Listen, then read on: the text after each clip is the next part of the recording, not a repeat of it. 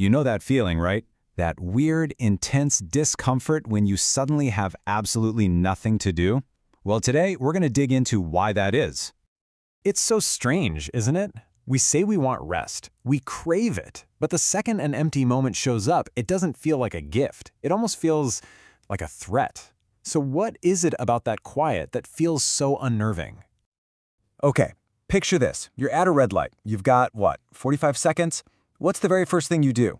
I bet for a lot of us, before the car even fully stops, our hand is already reaching for the phone. It's this automatic, almost unconscious reflex to fill every single tiny sliver of time. And that impulse, that's really what we're talking about today.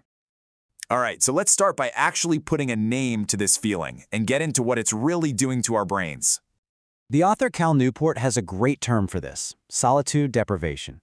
Now, the key thing to get here is that this isn't about being physically by yourself. I mean, you could be in a crowded room and still experience solitude.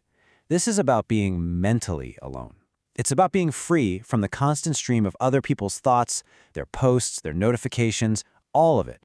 And the result? According to Newport, it's just this constant feeling of exhaustion. You know, that twitchy, restless vibe? That need to just refresh. What it does is it shatters our time into these tiny, useless pieces, making it pretty much impossible to live a focused, intentional life. So you might be thinking, is this just on me? Am I just bad at this? Well, not exactly. It turns out there are some incredibly powerful forces out there that are designed to keep us exactly in this state. Okay, here's one of the biggest hooks, and it's a psychological principle called intermittent positive reinforcement.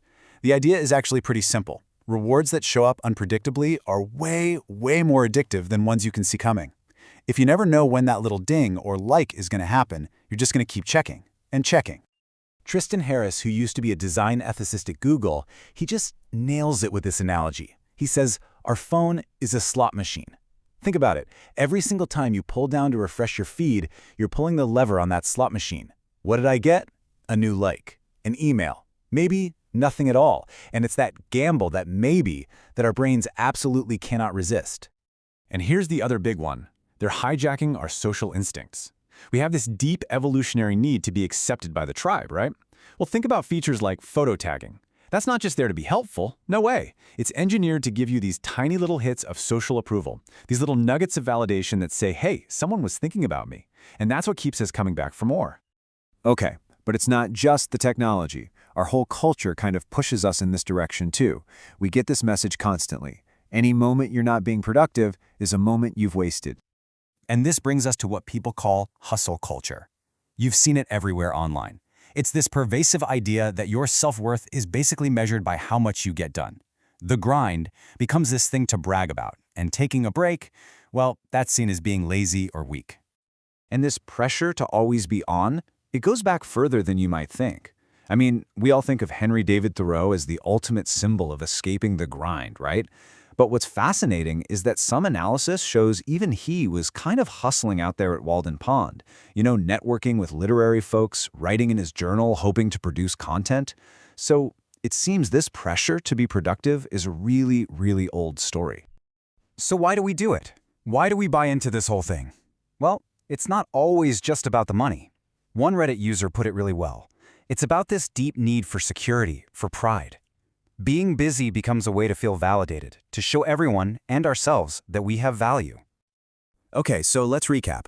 We've got tech designed to be addictive and a culture that tells us to hate being idle. But what if we've got this all completely backwards? What if the very thing we're running away from, that boredom, that stillness, is actually the solution? Let's take a second look at this thing we call boredom. Instead of seeing it as this empty void we have to fill immediately, what if we saw it as an opportunity? What if it's actually a crucial state our brains need to be in to do some of their most important work? And there's actually science to back this up. A study from 2023 found that really creative people report being bored less often. And why is that? It's because they use that downtime for, mental exploration. They let their minds just wander, connect random ideas. And that is exactly where those eureka moments come from. The philosopher Erich Fromm was talking about this decades ago. He basically argued that our endless search for new thrills and novelty isn't a cure for anything, it's just a distraction. He believed the real danger wasn't boredom, but the panicked, sometimes even destructive things we do to run away from it. And again, this isn't just some philosophical idea. We now have neuroscience that shows when our minds are wandering, our brains are actually working incredibly hard in the background. They're learning to pick up on hidden patterns, the kind of stuff our focused, on-task brain would totally miss. Okay, this is all great to know, but how do we actually turn this insight into a real strategy for our own lives? Well, this is where Cal Newport's idea of digital minimalism comes in, and it's such an elegant philosophy. This is not about hating technology or becoming a Luddite.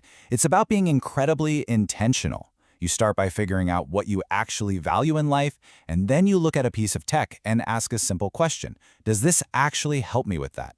And if the answer is no, you just let it go. So the main way to do this is something he calls the digital declutter. It's basically a 30-day reset. For a month, you step away from all the optional tech in your life. During that time, your job is to rediscover real, satisfying, high-quality things to do in the analog world. And then, and this is the most important part, at the end of the 30 days, you very carefully reintroduce technology, but with a brand new intentional plan for how you're going to use it. The crucial point here is that it's not really about what you're getting rid of. It's about what you're replacing it with. You're not just creating a void of empty time. You're giving yourself an upgrade. You're swapping out low-quality, mindless scrolling for high-quality leisure, like a structured hobby, making something with your hands, or just having a real face-to-face conversation. And that brings us all the way back to Thoreau. The goal here isn't to go live in a cabin in the woods. It's about embracing his core motivation, which was simply to live more deliberately and to figure out what's actually essential in life. So, I guess we'll just leave you with this one final thought. Every single moment you spend filling that empty space with a reflexive tap on your screen, that's a moment you're not spending alone with your own thoughts. So in a world that is literally engineered to distract you, the real question is, what are you choosing not to discover?